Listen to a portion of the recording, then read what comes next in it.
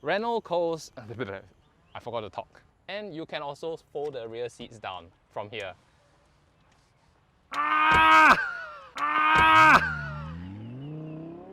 Welcome back to SG Car Reviews. Today we have the Renault Captur.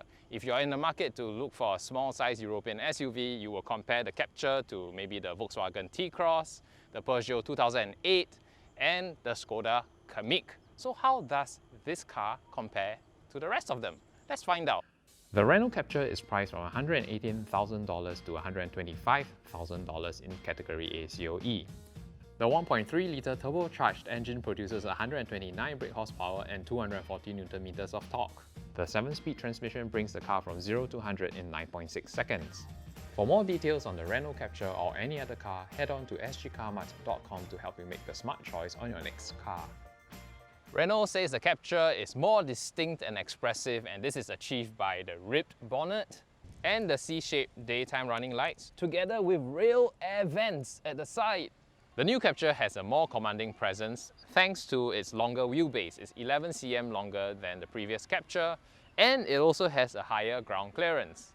The Captur comes with two-tone paint, and for the looks of the car, I must say it looked kind of familiar, and I didn't know what it looked like until when I was driving my son around. He pointed out on 2 occasions cars that he thought were the Captur, but he was actually pointing at the Qashqai. He pointed at 2 different Qashqai and said, "Look, Daddy, it's the same."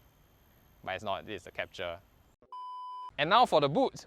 Renault says the Captur has a class-leading 536 litres of space. But if you look at this looks nothing like 536 litres. But that's because to get 536 litres, you remove the boot floor. And check this out. You can move the rear bench forward. And that's how you get 536 litres. Does it pass the anti-trolley length test? Barely. I can still close the boot, but it barely passes. And does it pass the luggage test? Of course it does. But if you need more space, the rear seats can be folded down. But mind you, if you push the bench all the way forward, you might not be able to fold it down because you'll hit the front passenger seat. So there's a little bit of adjustments to go around. But all in all, I think this is still okay of a boot for the customizability. You can see there is no leg room, but that's because I moved the bench all the way forward. If you want, you can move this backwards and you get lots of leg room. Renault made this adjustable up to 16 centimeters, so yeah, you won't have problems with leg room. I'm 1.8 meters tall, headroom is aplenty, there's a lot of foot space as well. Equipment wise, there is rear aircon vents, very good, but there's no climate control, but I don't think that's an issue. There are ISOFIX points, but no cup holder handrest here. As for the middle passenger, I must say the seat belt receptacles are jabbing into my big butt, so whoever's sitting here has to have smaller butts. The transmission tunnel is down low, so that's good. So there is a bit of leg room and foot space for the middle passenger. But I would say this space is best left for 2 full-size adults rather than 3. Yep, to the front seat. In the cabin of the Renault Captur, you can tell that Renault is trying its best to make this car as premium feeling as possible given the price and cost constraints, because this car isn't very expensive, but it is slightly more premium than your bread and butter Japanese and Korean competitors. You can tell that they are trying their best because there's this gorgeous 9.3-inch digital infotainment system that has Android Auto and Apple CarPlay, so I love that. There's also inbuilt navigation, so that's also very good. Another attempt at making it look very premium is this floating transmission thing here. You see, the gear selector is not connected to the bottom of the center console. Instead, you have this floating design and additional storage space here. Here, you get this area where you look like it can accept a wireless charging pad, but there isn't one now. But it is an option with Renault, so you should get it if you're buying this car. Another premium feeling thing is the 10.25-inch digital cluster here. It looks gorgeous. I love how the instrument cluster looks, and I'm going to show you the other options for the cluster. There is, right now it's Eco, then when you do comfort it turns, and then when you go into sports it changes again. My favorite was the Eco minimalistic design. I must say, while this car is attempting to look expensive, there are soft touch materials everywhere. I guess it's just not my cup of tea in terms of its design language. Look at the white trim next to the seats. It kind of feels, not a look that you'll get in very premium cars. And also the aircon controls, they are physical, very easy to understand, very easy to use. I appreciate it, but it just feels very 1998. Yeah, so I guess Renault is trying to make this feel expensive. And on many points, it does look expensive, but on other areas like the aircon controls, the seats, it just feels a bit, maybe not my cup of tea. Maybe you will really like how this thing looks. Anyway, enough about how the cabin feels. Let's see how this thing drives. Let's go!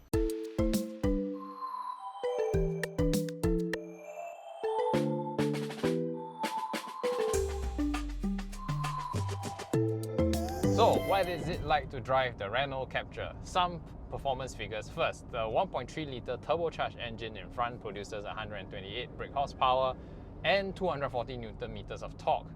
This is the same engine that you get in the Mercedes GLA. It's produced under the Alliance. So you're getting a Mercedes engine in a car that's way cheaper.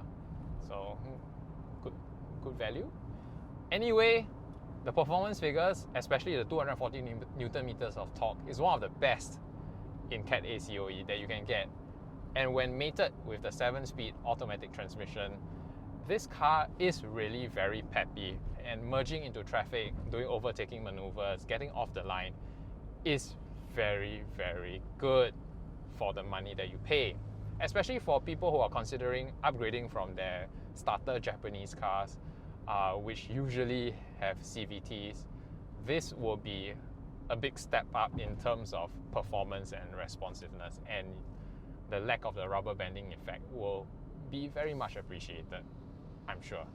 So yeah, good job Renault for doing this drivetrain. I like it personally when driving with this style of drivetrain. So now comes to the handling of the Captur. I must say this car handles like a hatchback mostly. There is definitely a bit more body roll compared to a hatchback because this has a higher ground clearance, but it's actually pretty enjoyable to drive around the corners as a small size SUV can be.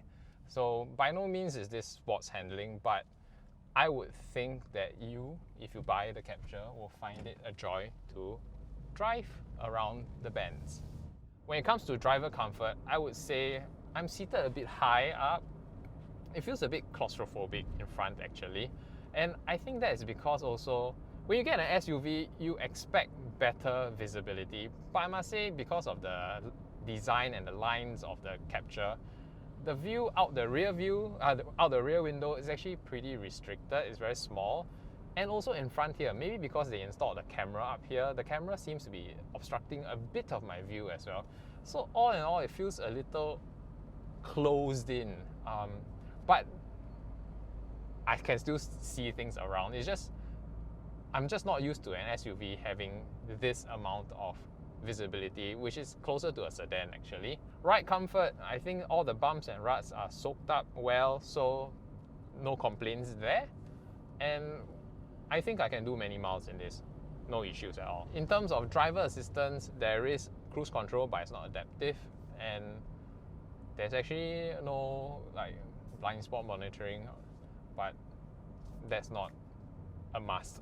So yeah, I guess it's forgivable.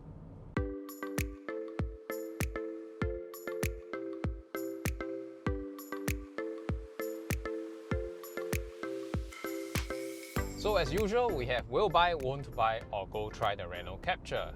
For me, it is a go try. So let's talk about the great things about the Renault Captur. First, the drivetrain. I love it. For someone with a wife and a kid, this car is extremely responsive and peppy, and it has 240 Newton meters of torque. That is one of the best in category A already.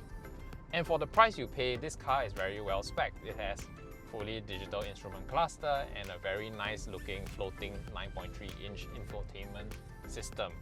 And it has this nice floating electronic gear shifter that is a wow factor when you first get into the car. So why is it a go try?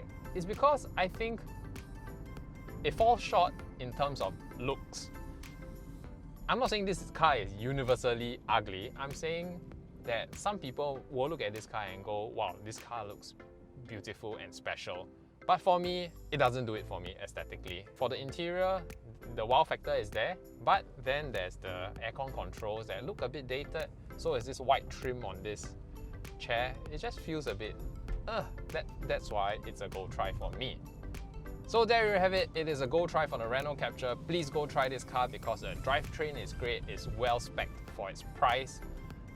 Try it and let me know in the comment section below whether you love the car or you hate the car. But more importantly, tell me how you feel about how this car looks, because that's what's holding me back from saying that it's a will buy. Anyway, thank you for watching our review. Don't forget to like and share this video and subscribe to us on YouTube and hit the bell notification icon. And also, we are on TikTok. Please follow our TikTok. Just search SG Carmart on TikTok and you will see our faces there. So, till next time, I'll see you. Bye bye.